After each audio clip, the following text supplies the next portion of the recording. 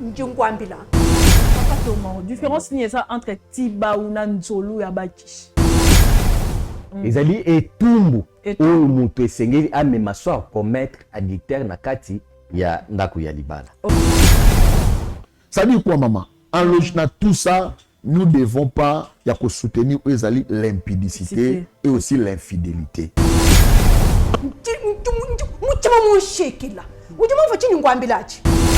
Alors, nzolo abakeshindo ndengo lobi eza onto benga na lingala soso ya milimo. Mais kaka na lolenge basalela ngwana il y a aussi main noire pe et c'est côté déjà na sima ya makambu ya nzolo abaki.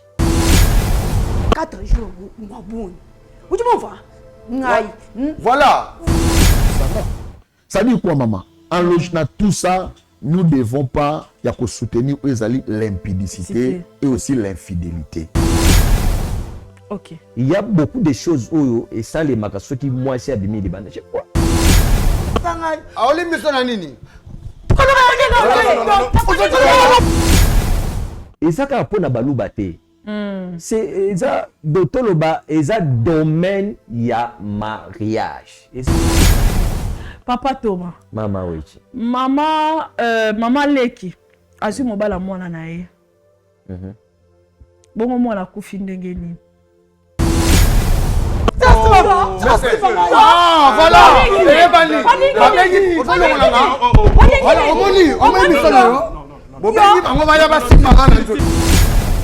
Parce que la Bible est obéta, c'était beaucoup plus sur le mariage. Le but est que les tribus à Balou Babazo la tête.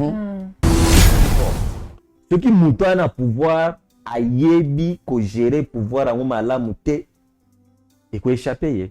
Oh mon Dieu, ma femme me dit il n'y a plus rien comme provision à la maison. Que dois-je faire? Avec ces grands embouteillages, partout il y a des eaux de marin. Bon sang, petit frère, tu es là? Tu connais mon souci, non? Oui mon grand frère, vous ne connaissez pas.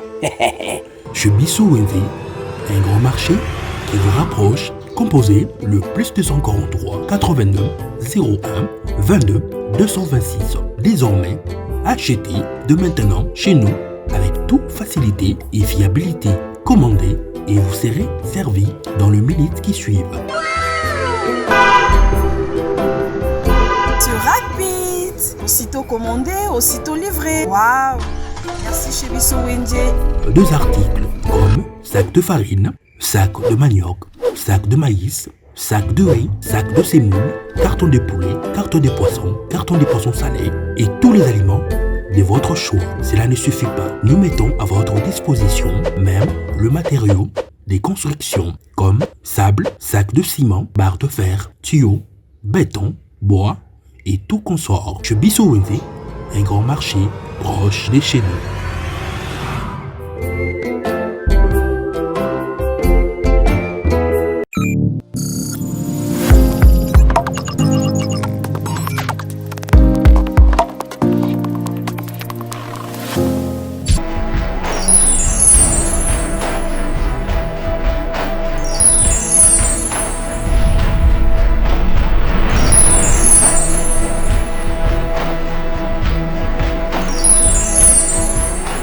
Pendant 7 ans, moi la vérité.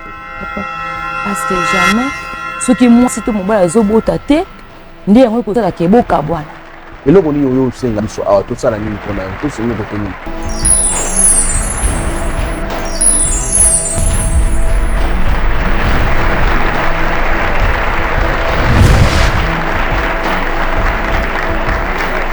Très heureuse de se retrouver encore une fois. Un grand merci à tous les téléspectateurs qui nous suivent à partir des 3W. Là, je vois chez Bissou Télévision. Faire plaisir, c'est mon devoir. Mon devoir, c'est de vous faire plaisir étant donné la présence de cette émission Analyse. Bravo Jésus. Merci beaucoup. Nabande Konyo Soto Boza un peu partout. Rolanda Bisso. Que Dieu vous bénisse vraiment abondamment. Un grand merci. Naba soutien à Bino. Oboko Sala Tango Nyonso pour l'avancement de cette chaîne chez Bissou Télévision ainsi que votre émission Bravo Jésus. Que Dieu vous bénisse vraiment abondamment. Que Dieu bénisse le cordon Elie Sinandoukou ainsi que le DT Mosolo. ainsi que Papa Zara. Merci beaucoup à Ingénieur Ben pour l'assistance de cette émission. Que Dieu bénisse le membre soutien Bravo Jésus, ainsi que Bandekonion, surtout Bazaliwana, tant midi pourquoi pour les orphelins, pour soutenir Orphelinat Bravo Jésus, Nzambalola à Pambolabino. Vraiment, on se retrouve encore une fois avec le serviteur dédié pour une analyse Bravo Jésus, parce que vous êtes vos bengi. Par rapport à cette histoire, et vous avez que le Canada dernièrement, il y a Maman Leki, il y a Bimakina, c'est-à-dire Maman Leki Abimakina, Mobali, il y a moi c'est-à-dire moi il y a grande sœur naye, oh hier au benga moi na wana azali lokola nièce naye, il y a Bimina Mobali naye, bomoni le kamni le kanaki et que ça la perte. Yande qu'on a vu soit moi si à Koufaki, bande qu'on a ça qui participe mawa. C'était Papa Chuk ou Azala qui n'a présentation. Il y a émission ainsi que l'intervention de Papa Thomas. Vraiment, on va essayer de savoir la famille Ezawapi et puis Maman Labiso. Asuki lo lengenini. Donc on découvre en il y a émission Nabiso. Avant vraiment on appelle ça certains détails. Je dis bonjour à Papa Thomas.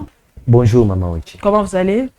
Dieu fait grâce Maman Wichi. D'accord. Papa Eric, shalom. Oui, shalom Maman Wichi. Vous allez bien?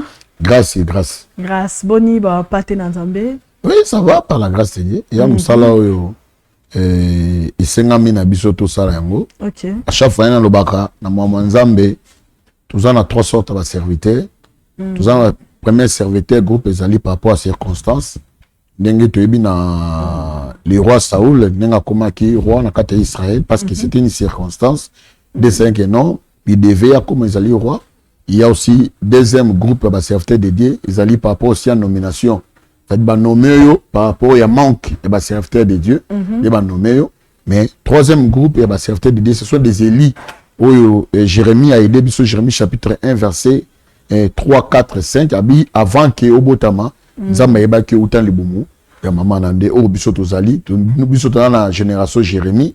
Donc on est là pour l'œuvre de Dieu, tout ça la msala Nzambe non pour notre intérêt, mais tout ça la msala Nzambe pour que le royaume de Dieu est à peupler, PK Satan est à dépeuplé. C'est ça notre objectif pour notre msala Nzambe. D'accord, merci beaucoup Papa Thomas Kamba sur la prière pour ton côté. To sambeli Nzambe ya lola Nzambe ya bikamwa Seigneur to pesio merci pour na moment oyo Kolo Yesu te invité présence na yo na kati ya entretien oyo Seigneur pese biso bwanya pese biso pe lolenge ya kokamba émission ekende malamu pona édification ya libota na yo na tiki équipe technique na maboko na yo Seigneur ezala comme occasion ya koédifier ndeko moko o azota la biso na moment oyo na komono Yesu Christo to sambeli amen. Voilà, merci beaucoup. Amen. Je pense que du côté de la régie, on a vu surtout un mois extrait par rapport à l'émission et les canaux qui dernièrement, par rapport à Mambo et les canaux. Puis on se retrouve. Merci.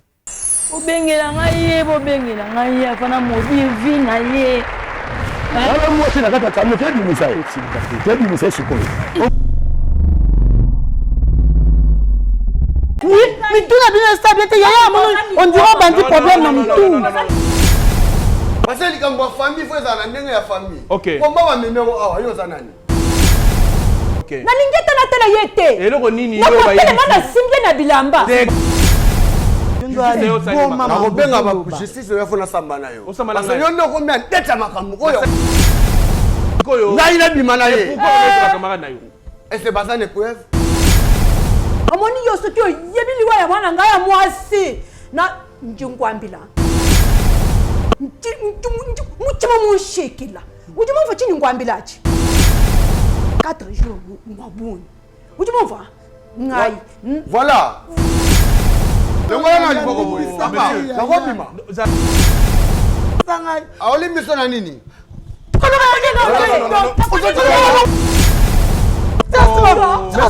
ah voilà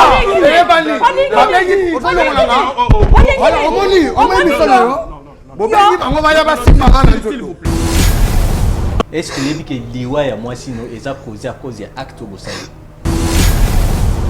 peut-être likambo ozomona omoke parce que peut-être ba pesio kanda ningo lobi mais eza likambo ezo senga faut en considération au senga mawa et pas ya mama.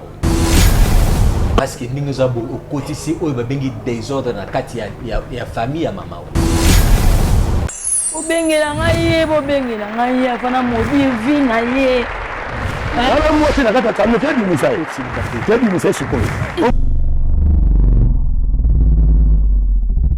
Voilà, merci beaucoup. Tomoni ndenge makambo elekanaki et sali pas si peu moi comme on a vraiment maman na biso kolela boye à perdre moi na nae à cause on a été na benga ngwa adultère na benga yango envoûtement na benga yango nino ekota qui vraiment na kata libota wana papa Thomas Mama Wechi nino koki koloba il y a eu le perte de mort na kati ya acte ya adultère.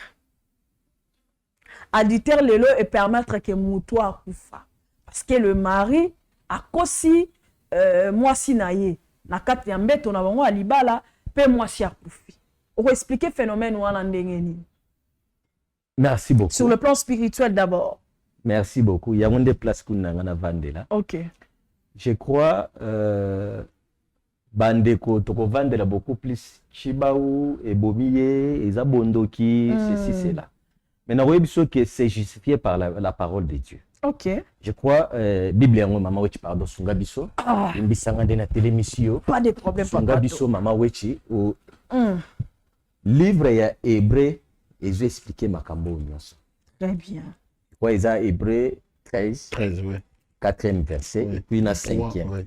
OK. Hébreu 13. Oui.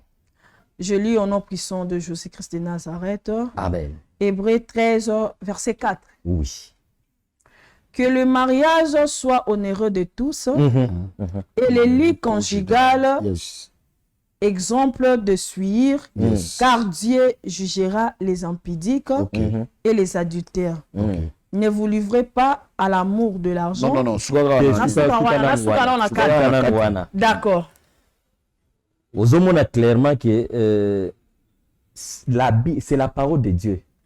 Elle-même, base.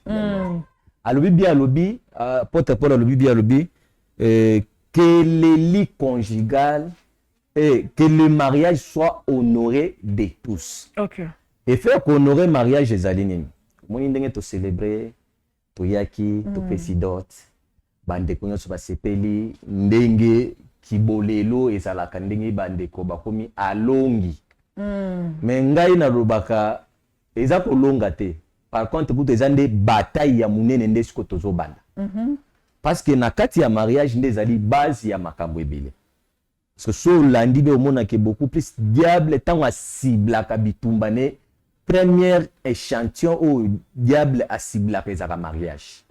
Parce que ebi ke na kati ya mariage bo sangani ya mwasi na mobali bakobimisa race ya ba juste et puis race ya bato baza eli na race ya bato baza perdu. Il y a un diable missionné qui beaucoup plus focus na kati ya libala. OK. Et fait bande ko na biso oyo eloko bakutani nango ezali c'est la parole de Dieu elle-même ou te punir bango. Malgré to s'attacher beaucoup plus dans le langage mondain que eza chiba ou mutebomi. Oui, parce que c'est na kati ya likambo il faut juger point de vue spirituel et puis point de vue physique. OK. Na physique chiba ou oui parce qu'il y a commettre acte wana. Mais dans la spiritualité, c'est la parole de Dieu elle-même de Moutou. Et puis si Makamnyos. Parce que sur Tali, au moni na Deutéronome chapitre 28. Au moni, Bible les a expliqué clairement à Zoloba Alobi, si tu obéis à la loi de l'Éternel. À la loi de l'Éternel en mettant en pratique. Donc la loi de l'Éternel c'est quoi? C'est la parole de Dieu. Donc tout ce qui est interdit et c'est Moutou. Aboya ko salango. Tout ce qui est permis, mutu esengeli asala yango en respectant tout ce que Nzambe a prescrit. Mais ce qu'on l'a dit, il y a Deutéronome 28, on a parti à 15e verset. Au moins dans la Bible, les a expliqué clairement, mais si tu n'obéis pas à la loi de l'Éternel, au moins voici les malédictions où il pose à la partage et à vinaille. Donc ce sont des choses où ils allaient tellement et senga tant mutazo s'engager na kati ya libala, il y a des choses où ils sengeli ko respecter pour na te que tokum saka tout temps zabolo ki tala zabolo a côté linga boyeboy. Or tout n'est pas toujours à la merci à diable. Nous sommes sous peu cause à la kemoto à tamboli. Or, la parole de Dieu ndenge bandeko batamboli. C'est pour cela il y a perte de vie. Papa Eric, est-ce que cause na basi ni balé misa to ezamabe? Parce que tout le monde dans l'Ancien Testament, c'est chaque fois autant la Bible. Et ça, ça les nzambe belé, bazaki na basi belé. Oui. Pour revenir ensemble dans Genèse chapitre 2, verset 26. Il y en a, parce que Bible, il y en a 4 pattes. Bon, on a beaucoup de peu, pas beaucoup de révélations, tout qui est simple. D'abord, l'Ancien Testament, c'est ombre. La personne qui est en train d'écrire Genèse, c'est Moïse. Moïse, il est la base. Il y a qu'à expliquer sur l'univers, comment Dieu a été créé le monde, Moïse. Surtout dans Genèse chapitre 2, verset 26, Bible dit, Dieu, et le d'abord, Dieu a créé l'homme et la femme. Dieu n'a pas créé l'homme et les femmes, non. Dieu a créé l'homme et la femme. Voilà. Quand Dieu a l'alissi mobali, lorsque Adam Zolamuka, Adam cette fois-ci, celle-là, les femmes, os de mes os, la chair de ma chair. Dieu n'a pas créé deux Ève n'a pas jardin d'Éden. Jamais, je n'ai jamais vu ça. Dieu n'a pas créé deux Adam n'a pas Genèse. Je n'ai jamais vu ça. Oh, pour que tous les lumière et parole, madame, avant d'abord commettre un péché, avant d'abord commettre quelque chose, il faut d'abord revenir d'abord au commencement. Dès qu'on permet que Bishop Menez ait une grande lumière pour que tout le monde puisse s'en comme machin et le quoi. Bah, on devait le baraquer, non? Au monité coutou. David, l'homme serait le cœur de Dieu. Vous la 1000 femmes. Non, 1000 femmes, c'était Salomon. 300 concubines. 700 la palais royal. Mais Salomon, c'est type à Jésus. Au Bible, il y a 1000 femmes. Mais Babi Moutou, Azali, Alata et Lamba, qui le l'homme tagola te la manazana, ngote, tofan na type ya basité. Tofan aussi na c'est le Salomon, tozo. Mais na souka qu'est-ce que ça m'a dit quoi? Vanité. Et Salomon a compris que tout ce que je de faire, et Talabit n'a pas le créling parce qu'il y a la même aussi la reine de Saba, la femme la plus belle du monde, c'était la reine de Saba. Oh, la reine de Saba, c'est qui? La reine de Saba, c'est une nation. Salomon, c'est le véritable Christ qui devait d'abord aller vers la reine de Saba et sa nation pour qu'elle ramène son à justice. Parce que lorsque des fois, les hommes de l'État balobaka, des fois bon, total à Ramakamou, maman comme ça pays maman te makambo. Ah, ça reçoit 2 femmes, 3 femmes, 4 femmes. OK, tu revenu, tu as bonne chance. Tu gagnes pas Jacob.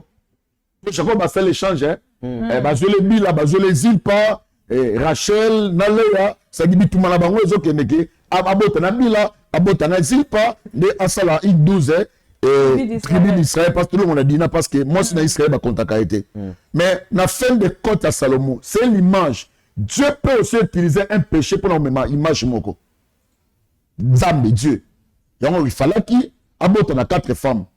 Pour que Ebimi, ça vous allez au 12 tribus de Shida. Bon, il y a aussi 4 femmes, on a nyos, aux Uba, on a nyos. Aux Uba, pour Misanani. Comment un homme de Dieu peut commencer à accepter que à commanditer, à la 2, 3, 4 femmes, au moment normal. Bon, ça va sur révélation que nous avons dit. Ça, ce n'est pas Dieu. Moni, au Moni, Nini, Souka, il y a pasteur Kassazab. Toge Moussa Kassazab, pasteur Kassabak, oui, parce qu'il a doté Bango. Mais Souka Langozab. La dictée dans la Bible, c'est un péché. Et là, quand ils ont les soumous, merci beaucoup, prophète Eric. Papa Thomas, différence ni ça entre Tiba ou Nanzolu et Abakish. Parce que boza ba kaseyen, la maman a question aya ki awaza kaseyen, a leli c'est que ça qui Tiba ou de kota ki nakata couple moi. Merci beaucoup. OK. différence entre Chibao na Nzolo Abakishi. Sauce famille Limo.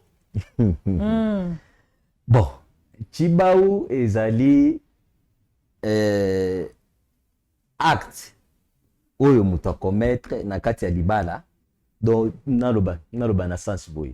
Ezali etumbu oyo muto esengeli amema so commettre adultère na kati ya ndako ya libala. Okay. Alors nzolo abakeshindo ndengo lobi eza onto benga na lingala soso ya milimo.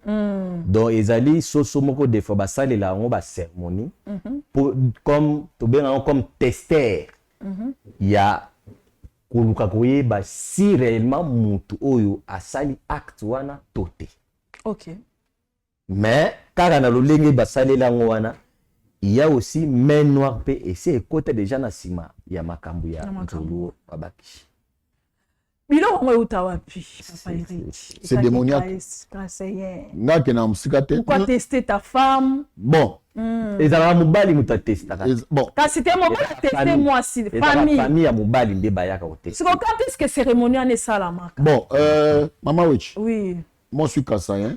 Je crois un jour, je me souviens encore Nazaraki na entre 4e primaire to 5e primaire parce que ngapi na koli malgré nazana au zone mais na koli mingi na njil na quartier 4 babi kinzwana ya kala na tanga wana kinzwana ya kala wa seri bowil na mabanga boko ufanda kinzwana ya kala ngala tanga ki wana pona no fa na veni inga un jour papa na biso na moni ko mo ezaki vers 14h na mona lambi fufu azui na Zolu nani lumba na soso ben chilunga voilà azuango et puis qui na moi coin moko boé anobe là bas oui moi je fais ça je me souviens naïbi très bien après papa attends ma silici après abiso so baba si ba oli ontika ba mi bali c'était ça je crois ça bon non c'était ça. Bon pour moi na mona parce que lorsque l'enfant osa dans nos colitoires na immaturité tu peux tout accepter hein. OK. Et maintenant ton ami kola ton na ozo la vraie conviction na bongo mutema na ndo servir nzambe. J'ai compris qu'il y avait toute une alliance au papa na côté biso ça geto et puis to ba que non to uzali bana ba chef coutumier. OK. Azo faire identifier makila na bino na kati ya royaume. Ya royaume. Oh, moi je savais pas na ba quitter. Après moi, quand tout dans la question, j'ai remarqué que non, en tout cas, et ça. Nzolu Abakishi. Pour moi, ce qui moi si a ça converti à cause de l'impudicité. OK. Ponanga. Et puis, ce qui fallait tester moi si na Babylone, c'est-à-dire, na yo mobali, na yo moi si nous sommes mobali, nous converti. Vous êtes un zambete. Vous êtes des païens. Maman Witch. Oui.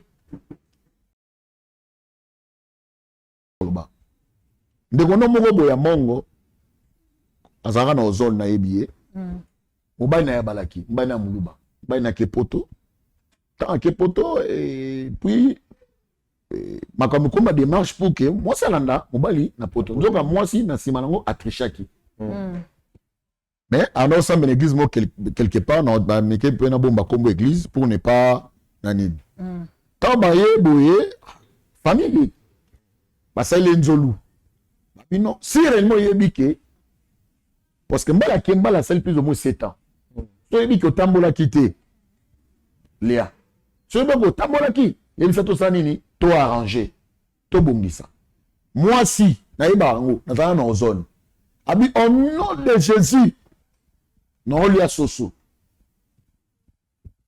aba Fabien na yo kaka toka azuka musulimo soso cheka na munoko pa bien au nom de Jésus.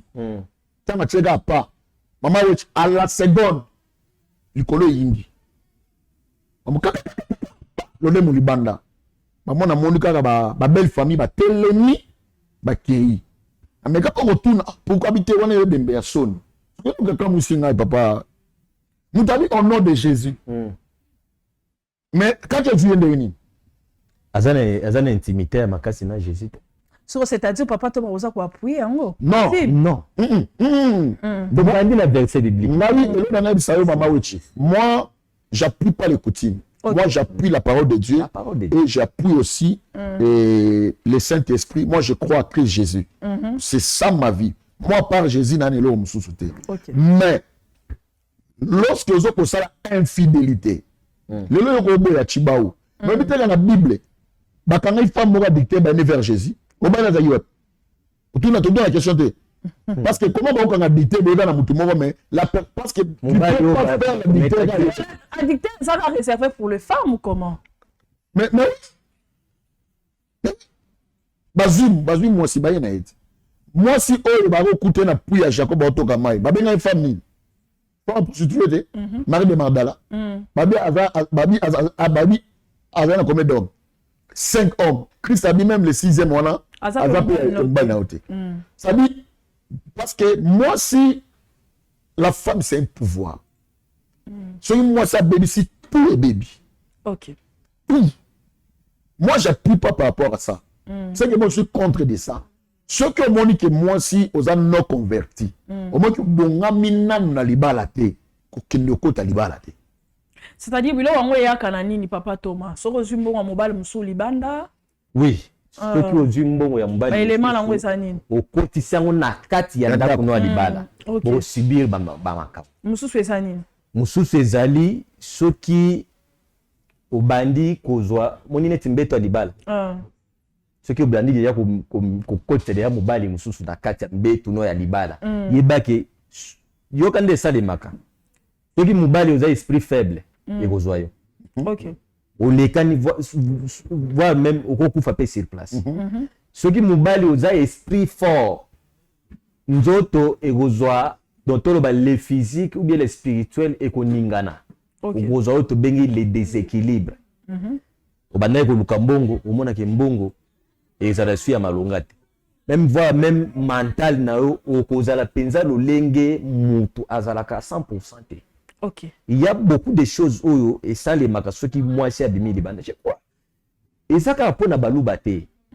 C'est ça d'autoloba et ça domaine il y a mariage. Et ça quand on a baluba. Ce qu'on équiparaté même si on ba l'école mususu mais ce qui moi ça zali muluba mobala zali école mususu et tu ba wezo raraka. Mama uchi. Pour abenga moi na oyo ya sanga est-ce que moi na sanga za bakasa absolument mkomo moi na azu sanga pourquoi parce que moi na azu maman bima azu moto muso mobali aye nango vers moi na ne moi na azu sanga ça dit quoi maman en logique na tout ça nous devons pas ya ko soutenir l'impudicité et aussi l'infidélité c'est mauvais bibliquement par la Bible ba injuste les impudiques tangi moi rebelle ba ko hériter vraiment de si té ya ba luba té quand tu fais babiloko oyo eza dignité en tant que mutu parce que mutu ko sa babiloko ya rosa nyama mais mutu aime comme ça tu peux pas faire ça c'est un péché. D'accord papa Eric. Papa Thomas. Mama Wechi. Mama Leki azu mobala mwana na ye. Bongo mwana kufi ndenge ni. Merci beaucoup.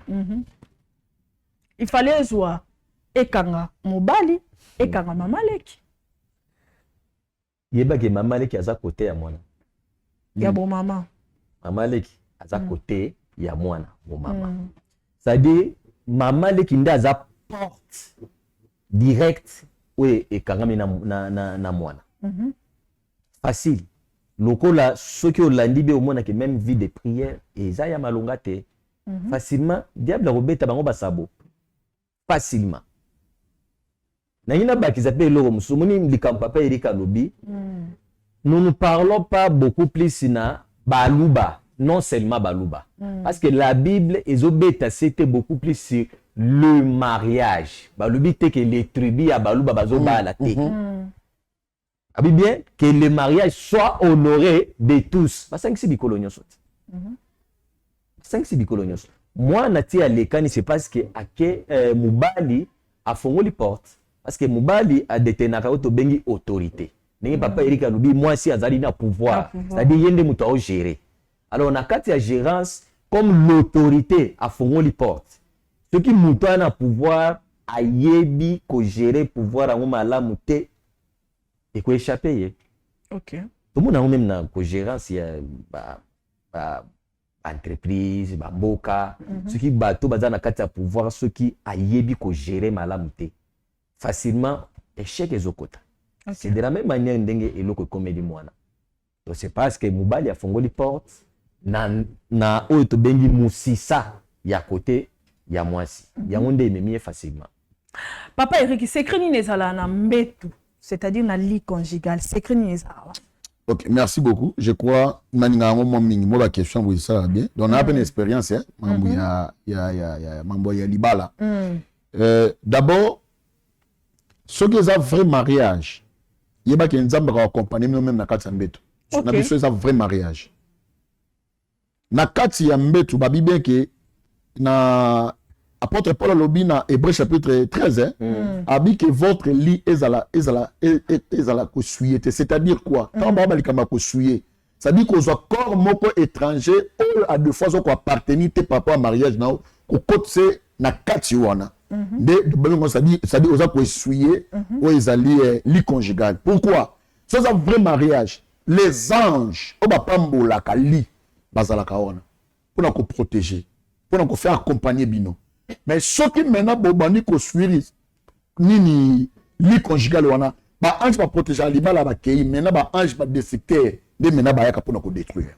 OK. Donc mbetu ezali lié intimité. Ba sakana na mbetu libala te. Oh, tu peux tout jouer mais sauf lit conjugal que jamais que jouer pour n'amour. Parce que là ce sont maintenant des esprits, des alliés. Esprit sera plus fort. Des dominants esprits sera plus faible. OK. Moussala yambe tu yangona. Yo mona tu des fois que comment femme de nuit, mari de nuit parce que votre lit est non contrôlé na ba ange céleste. Ça dit ba ange dessus de bazo ko contrôler. Bazo contrôler bino. Alors tant ba ange dessus bazo ya ba que non il y aura pas la paix. Il y aura toujours des morts. Il y aura pas la paix. Mais ce qui ba ange te Dieu bazo ko contrôler, il ba que et va contrôler même divinité nzambe. Sur nange sali ata ou libanda quand tu viens contact na partenaire na yo au suivre. Mais oui, parce que maman auto sala même pour la basse il y a aussi des hommes mariés aussi. Oui, des hommes mariés. Hein? Au libanda au sali makamna buzoba tu viens ça na kat ça dit quoi maman oui chaque rapport sexuel nyoso il y a des contacts. Chaque rapport sexuel nyoso il y a des contacts, il y a des esprits, il y a des transmissions. Tu vois qu'on se transmettre, il y a des esprits. Parce que tant des fois que yo tiki moi si na yo, ou tu kunoto sala makambo abuso même soit des fois, moi la même soit des fois ba blocage la famille, bala kindo ki bala la famille, bala bespina bango il la bango tellement bango. Yo ou tu kuno oye même sur sokoli esprit équipement bango sokoli. Tant à couper on détruire facilement. Dans mon lit conjugal, dans la Bible, là, très bien. Ce qui au monique, au bongani nanute, kobalate. C'est très très important. Koyagate pour sa formalité, non. Parce que les balles ils ont pour la bateau mature, et pour la bateau responsable. C'est ça le mariage. D'accord. Papa Thomas na ko epole mo le mo lobia. Bato beba kansaka libala som tabala contre mariage à moins que na longi te maintenant il y a maintenant combat bitumba ndo ce que bandi combat mususu bitumba combat ndé ya combat tant que bandi ka be nuit de noces quand le jour bo mata nuit de noces wana c'est là où maintenant le combat commence. D'accord, merci beaucoup papa Eric. Papa Thomas poto to chuter sikoyo mama wana oya perdre le lo mwana na. Conseil nyoko pisa. Et puis maman qui a accepté que non, a avoué que non, à Salaki Makambouana na Boukilona. Merci beaucoup. Je crois que la Bible les oloba clairement. Dans les lobanzam besoin c'est bisoke ce qui moto ayamboli masumu naye nzamba zali juste pour na kolimbisa pe ko kulongola mutu na nzela nyonso ya libebi wana. Alors eloko na kopesa comme conseil et pas maman wana ezali tu que perte de vie ezali c'est parce que c'est le diable ndé mutu amanda ko gérer famille facilement parce que batebele il pense que ce qui diable a géré vie na c'est-à-dire na kota ndako nganga na kota boyeboy non en tant que humain nous devons être en connexion avec divinité mokoboy. Comme biso etabana ya Nzambe. La première fois tant o yambi Yesu comme Seigneur et Sauveur na kati ya vie nao, automatiquement tu es géré, tu es sous tutelle ya Nzambe akomi kokamba vie na yo. Oh ce qui mutu asali yango te. Nanya o gérer. OK. Facilement. Au moment où ah ngai na sambela na ngate na kena nga penga epanga ngate. Mais liloba Nzambe eloba bien que mutu aza tiède. Nzamba kuvomiri. OK. Ni chaud ni froid oza côté ni. Do so balugi bato ma ya moto yo ye malili. So balugi bato ma ya malili yo komi na moto. Do seke yo mo kaka ndenge za so balugi bato ma ya malili yo za na moto. Bale yo luka bato malili yo izongi na malili. Ça dit vina ya ta mo wa caméléon. C'est ça. Parce que caméléon change le côté. La mupepenyo so ya. Donc eloko ya moto ezali batika Yesu apangusa binzoli. Yesu avanda na kati ya libala wana to na kati ya libota wana. Libala ya isute oui, je m'excuse parce que soki bandeko batali be ba omona ke le monsieur sachant mabe o esalemi mutu aza envoûté monoko makasi azolingo kwarte ke no ya sali mamwana te bon peut-être akokoi pe obanga po emsu mwasi akufi kufa ezali emsu bakolandele na justice wa biloko wana tosolo ine permettre ete avouer tosolo ine clairement koyebise ke makambo oyo ekomi na kati ya famille na yo c'est à cause ya acte oyo osali mais tellement aza sous l'envoûtement ce qui makambo ngo ndenge esalemi parce que na ko bakisa eloko moko par rapport ya likambo papa Eric alobi o e concernant mbeto oyebi mbeto ya libala ezaka lipamboli mbeto ya libala ekokoma pe malédiction. Pourquoi? Soko landi bien na ba couple oyo bazo banga Nzambe oyo bachaki pe na Nzambe na liboso ya association na bango to relation na bango meilleure position oyo batu ceux qui ba sambela na kati ya chambre ezalaka bafuka maka bazotala mbetu maboko esimbi mbetu kasi te nde place nazolinga na kende tuna siko ba couple ebele baza awa basambelaka lolenge nini monsieur ezaka mama to vanda to dira to basambela akutuka te basambela basimbeli kana loboko basambeli non. Tant aux pambola, la main qui bénit doit être au-dessus. Parce que biso tozo pambola mbeto ya libala parce que ça lié il y a production. Et ça lié il y a accouchement et ba projet. Car mbeto wana. Mais au senga il faut to tchela mo maboko. Pour clore alors mbani pamboli mbeto ya libala. Pour clore na koloba boy. Pour éviter Ésaïe 30 premier verset et bêta biso. OK. Chaque fois au lingo sala quoi que ce soit comme nzela luka otuna Nzambe. Et je comprends que bato ebele bazoko otuna Nzambe te parce que ils n'ont pas l'intimité na Nzambe wana. Ebele beaucoup plus bakoma koye pa Nzambe ndenge nakala miso banda koya parce que bayoka yeke azope bimisa ba man. Naza posa libala.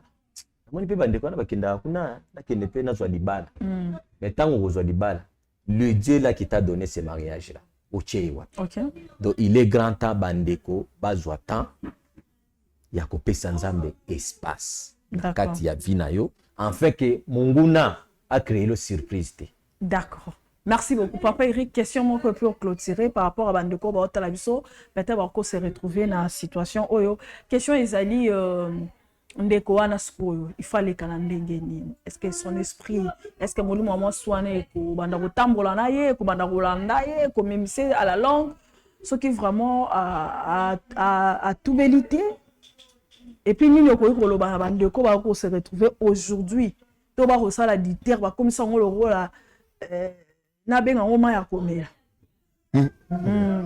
Merci mama Ochi. Bon nangezali ke tant déjà maman leki azoya vers yo koluka yo bo bimana ye. La première chose d'abord faut comprendre que un esprit ni ko animé et puis objectif azwanga bokilo na bimanaye eza pourquoi. Troisième question, aoluka nini? Eza bilo wa tebele bazala nango te. Je crois maman le kayeba kelo wazo sala. OK. Elle savait. Soit des aïna moi babilo entre ina ndeko na moi si la bagia des fois na foot ayo na ngona. C'est le mona. Au mona. Parce que il y a rien pour rien dans cette heure. C'est ça. Ce monde préméditer quelque chose et pas na yo, c'est que a na likammo ko azana ngo besoin. OK. C'est très important. Un jour dans la Bible, non méditer, je vis la Bible dans Actes des Apôtres chapitre 23. Dans mon ibatu mo basangani, babi tozu likatozu résolution to rolia te to romela te jusqu'à ce que tout le monde a Paul a koufi. Ce qu'on a mis tourni. Ce coup un grand homme de Dieu comme l'apôtre Paul, tu as commis belé. Ba lingele boule ba gêné, ba payen le ba gêné. Et ba payen ba gêné rappel. Ba bande ba gêné, ba bi ke poto tout le monde ndenga okufa. Quoi plus fort nga on kutu, la Bible na kutu ya tana commis pas livreté. Donc j'ai compris que à mon créateur autant il y a beaucoup de choses. Il faut au Keba. On est avec le Bosso. Deuxième chose on a ba bana nzambola nanga. Pour l'église ka te pona libala.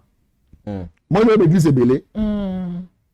L'église sur le côté enseignement exact. Je comme mawe bon peut-être biso to bon mon témo moi pe moi kala. Au moins on yeboye qu'il y a mardi tu es juste pour l'enseignement 4 lois spirituelles. Surtout la plus belé ba kreba na ngote. 4 lois spirituelles. Bon, comment recevoir Jésus, l'amour de Dieu, vers la foi. Comment répéter c'est ça. Fire, moto mikolo kaba moto. On voyager. On voyager au Kenya poto ko bala mikolo. Il y a au monde il y a beaucoup bananzam. À chaque fois il y a peu de chrétiens mais il y a beaucoup de croyants. Ça va faire des semaines à la soute. Ils ont sauté.